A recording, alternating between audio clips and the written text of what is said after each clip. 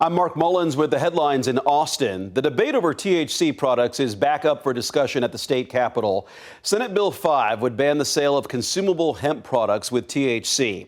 CBD and CBG products would stay legal. SB 5 would ban selling or marketing consumable hemp products to anyone under the age of 21.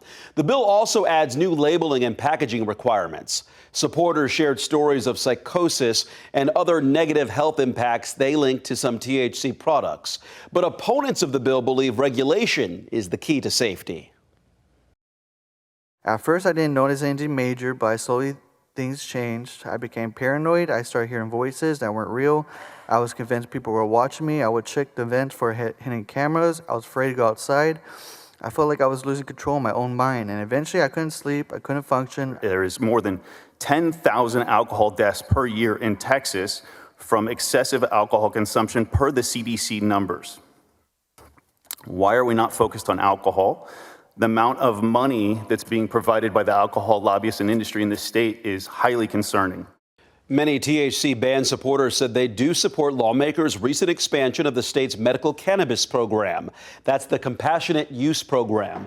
But other speakers said the low THC products offer for people suffering from ailments like chronic pain and PTSD are much more expensive or tougher to get than what's sold in stores.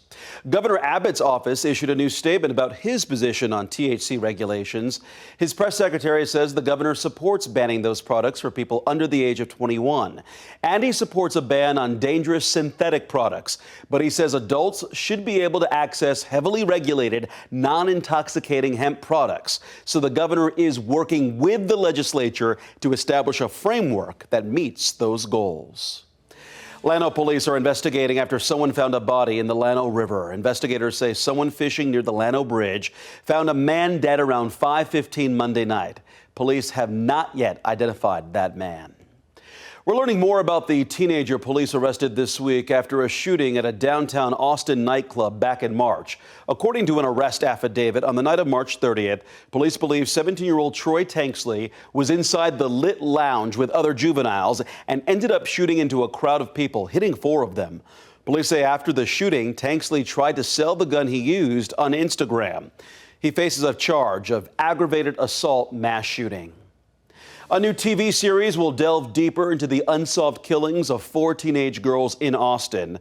The yogurt shop murders happened at a yogurt shop off of West Anderson Lane in North Austin back in 1991. The series is directed by Margaret Brown and executive produced by actress and Austin resident Emma Stone, among others. It is set to debut on August 3rd at 9 p.m. on HBO and its streaming platform, HBO Max. Williamson County leaders gave an update on flood recovery efforts Tuesday. They say Wilco Cares Relief Fund has raised more than $700,000 since the deadly flooding, but the goal is to raise at least $1 million. Many families lost hundreds of thousands of dollars and don't have flood insurance to cover the damage. A FEMA disaster recovery center in Georgetown has already registered 120 families for federal benefits and will stay open until August 17th.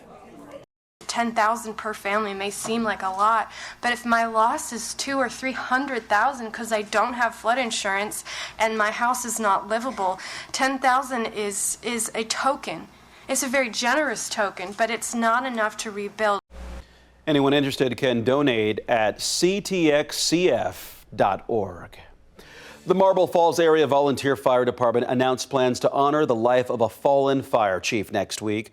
Chief Michael Phillips was swept away by floodwaters while responding to a call on July 5th, and he hasn't been seen since. Next Tuesday, the department plans to host a memorial for him at Marble Falls High School. After just a couple of weeks, Travis County is moving its flood rescue recovery center from its current location at Leanders Danielson Middle School. The site was set up nearly 2 weeks ago and aimed to provide resources to families impacted by recent floods in the Big Sandy Creek area. It will move at Round Mountain Baptist Church. Here's Brianna Perez. Operations at Danielson Middle School are wrapping up as recovery efforts move back closer to residents impacted by flooding along Big Sandy Creek. We had showers available, hygiene kits. HEB was there with a tremendous amount of cleaning supplies, trash bags, Clorox, bleach. Pilar Sanchez with Travis County says the Recovery Resource Center has been open for over 12 days, providing assistance to those that need it.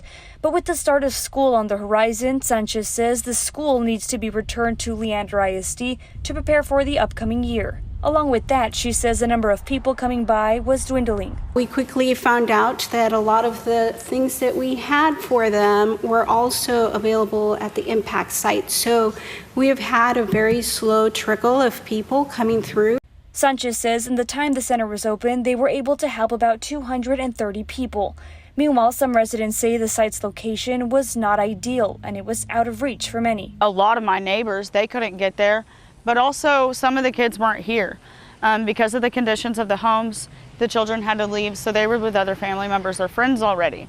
So it wasn't that we didn't need the service, it's that other things had already been taken care of before you got here, and that just wasn't something that was a resourceful for us. Big Sandy Creek resident Kalina Shoemaker says that although Travis County provided a shuttle service to the school, many lived too far away to walk to the pickup location. For others, it was more convenient to access necessities from nearby impact sites. Shoemaker hopes that more services will remain close to the area to support ongoing rebuilding efforts. As we phase out of the supply and demand portion of things, we're looking into the rebuilding of our homes and our properties. We've got to clean it up again. We've got to keep it safe for our families and make sure that we can get back to our lives soon. Soon, but never soon enough. And those are the headlines in Austin. I'm Mark Mullins.